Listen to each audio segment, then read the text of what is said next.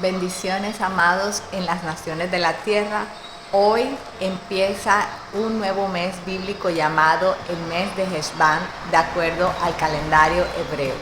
Este mes es trascendental ya que en él se manifiesta una revelación eterna y también las aguas del Espíritu para poder arrancar y destruir la raíz del mal que ha estado operando por mucho tiempo, así como ocurrió en el tiempo de Noé cuando ocurrió el diluvio.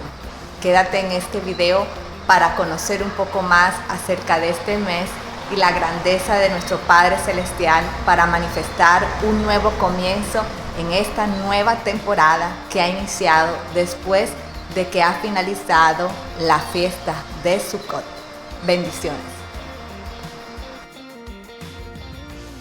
Este octavo mes bíblico es realmente para recordar el tiempo nuevo que hemos empezado a través de la redención en nuestro Señor Yeshua. Es un tiempo de culminación y finalización de los propósitos del Eterno.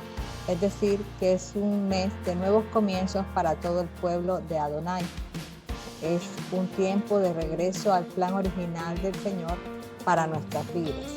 En la Escritura, este mes era llamado Bul, que significa rendir o producir, y también el comienzo de la temporada de las lluvias de Israel. Este mes en el hebreo llamado Heshvan es para permitir que la fragancia de nuestro Señor Yeshua comience a impregnar nuestra naturaleza carnal. Es un tiempo para disecar la raíz de amargura que ha operado por la iniquidad ancestral y permitir que la sangre del Cordero fluya para limpiar todo nuestro ser. En este mes se guerrea con la palabra. Si las palabras no se hablan correctamente, estas se depositan en tu vientre y te contaminan. En este mes se destaca el inicio del gran diluvio en el tiempo de Noé. La Escritura nos menciona que un año después, Noé, su familia y todos los animales salieron del arca pisando tierra seca, representando así un nuevo comienzo para la humanidad. La gran inundación comenzó el 17 de Heshvan y terminó el 27 de Heshvan, durando 1 año y 10 días. Al día siguiente, el 28 de Heshvan, Noé trajo su sacrificio a Dios, el cual el mismo Señor juró nunca más destruir la humanidad con diluvio.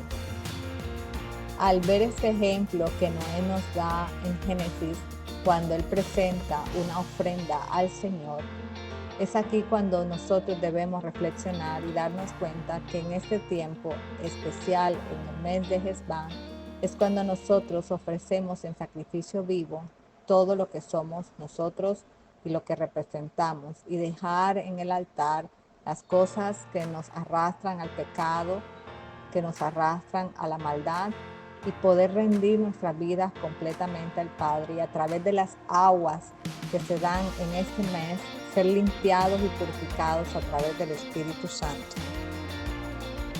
Es en este mes donde se emana la fragancia del Espíritu Santo para hacernos recordar las misericordias de nuestro Padre Celestial.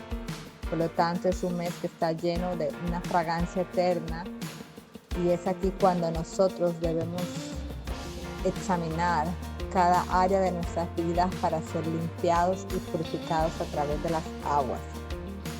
Si bien en este mes fue cuando se completó la construcción del templo de Salomón, es decir, que el Señor nos está hablando de lo que está completo en este tiempo y cómo su obra redentora es perfecta en cada uno de nosotros. En este mes hay una inundación que continuará avanzando hasta que el Señor haya tratado con cualquier raíz que Él esté señalando con su dedo. Este es un mes de conectar tus raíces.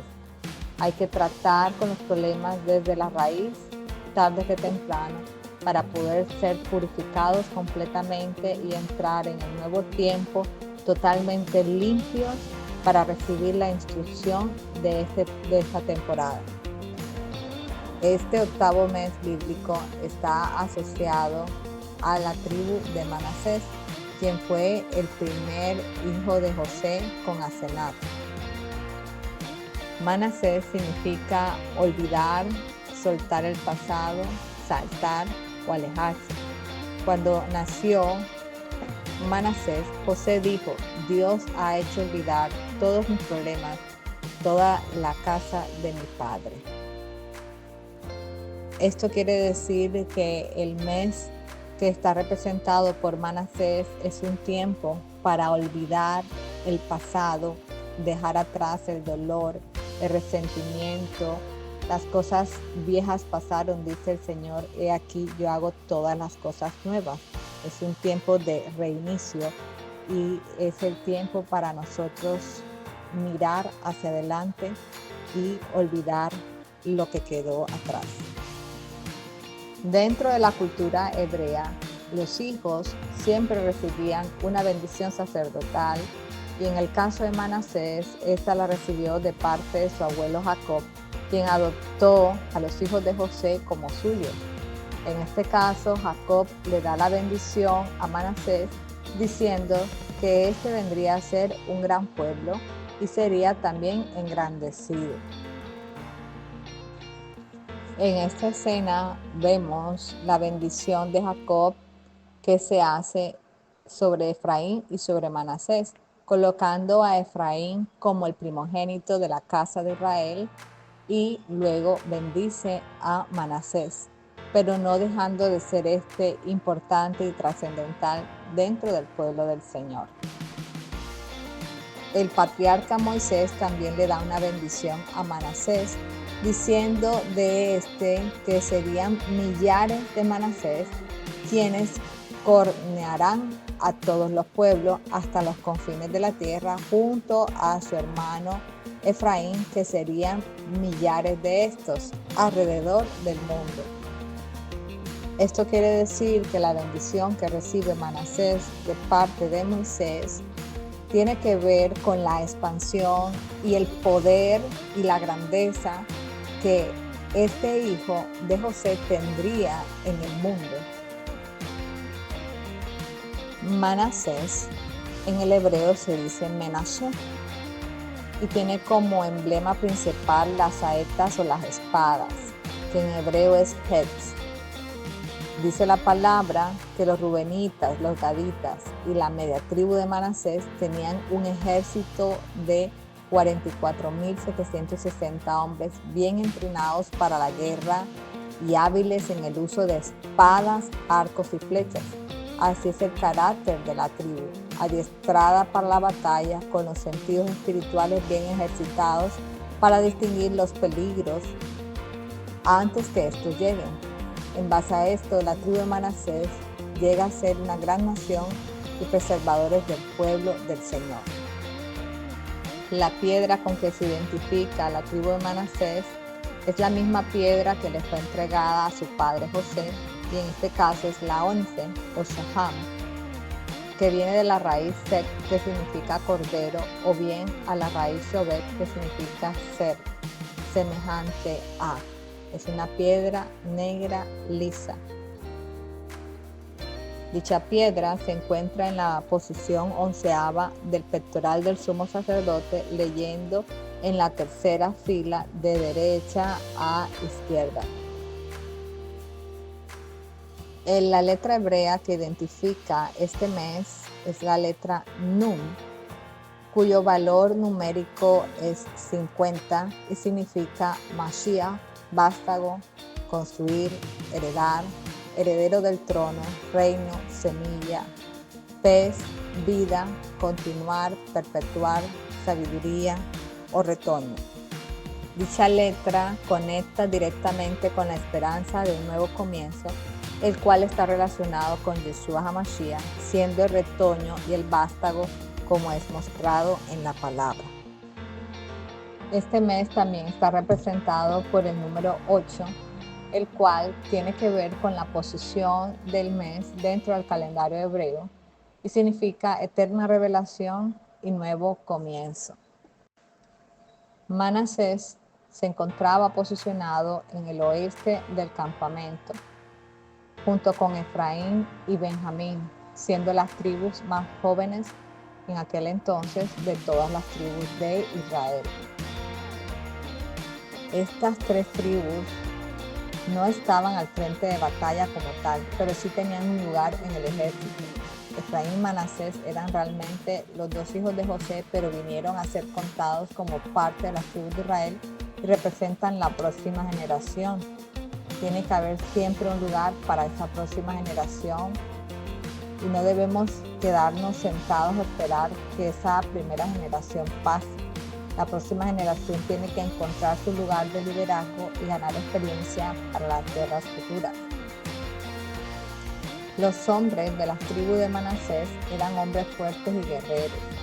Dice la palabra que los hombres de la media tribu de Manasés, quienes fueron al oeste del Jordán, también lucharon con David cuando él estaba en Siclag, antes que fuera ungido como rey en Hebrón. Otros 18,000 elegidos por nombre para representar a la tribu vinieron a David en Hebrón para hacerlo rey. De acuerdo a la herencia territorial de Manasés, esta estuvo dividida. Una media tribu recibió tierras al este del río Jordán, lo que era Galat y Basán, y la otra mitad se asentó en Canaán, al oeste del Jordán. A este oeste, en su territorio se extendió al norte del arroyo de Canaán, con límites en Aser e Isaacar, e incluía ciudades como Aser, Meptat y las ciudades cananeas de Bet-Sean, Ibleán, Dor, Endor, Tanaj y Megiddo. Estos también reciben una herencia territorial en el milenio, tal como se describe en Ezequiel 48, en donde vemos a Manasés en el lado norte del territorio de Israel, en donde se encuentra delimitado al norte con Dan, Neftalí, Aser y al sur con Efraín, Rubén y Judá. José, su padre, tiene una posición restaurada en la Nueva Jerusalén, en el lado este de la ciudad, tal como se describe en Ezequiel 48. Por lo tanto, tanto Efraín como Manasés, siendo hijos de José, están allí contenidos en su padre, posicionados en el lugar que les corresponde cuando venga el reino milenial. Dentro de los personajes importantes que encontramos de la tribu de Manasés, tenemos a Gedeón, quien fue un juez y guerrero de Israel en el Antiguo Testamento y liberó a su pueblo de la opresión de los madianitas utilizando un ejército de solo 300 hombres. Él fue elegido por el Señor, pero inicialmente dudó de su capacidad, pero recibió pruebas divinas para confirmar su llamado, incluyendo un vellón que se cubrió de rocío mientras la tierra permanecía seca y viceversa. Tras la batalla, gobernó Israel pacíficamente durante 40 años, aunque un efod de oro que construyó más tarde lo llevó a la idolatría. También encontramos las hijas de Zelofehad, como fueron Maala, Noa, Ogla, Milca y Tirsa, que son conocidas por su valentía al reclamar una herencia en la palabra, desafiando la ley de la época que solo permitía heredar a los hijos varones. Al morir su padre sin hijos varones, las 5 hermanas se presentaron ante Moisés para pedir justicia, argumentando que no debería perderse la herencia de su padre y que ellas tenían derecho a ella. Moisés consultó al Señor, quien aprobó su petición y estableció que en adelante las hijas se heredarían en ausencia de hijos varones. Además, debido a que se casaron dentro de su tribu para mantener la herencia, se estableció una ley para asegurar que la propiedad de la tierra no cambiaría de tribu. La descendencia de Manasés fueron 2 hijos que tuvo con una concubina aramea. Sus nombres fueron Asriel y Maquir.